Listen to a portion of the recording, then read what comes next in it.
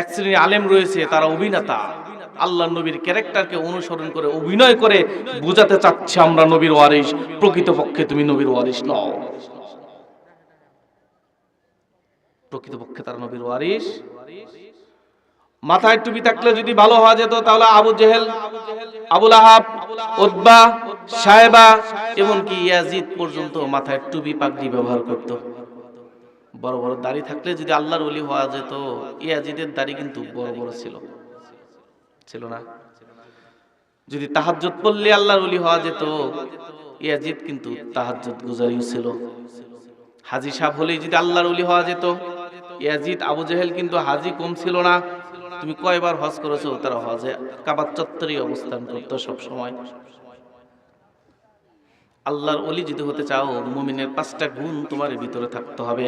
তার 3 নাম্বার গুণ হচ্ছে সকল ক্ষেত্রে সব সময়ই আল্লাহর উপর তোমাকে ভরসা করতে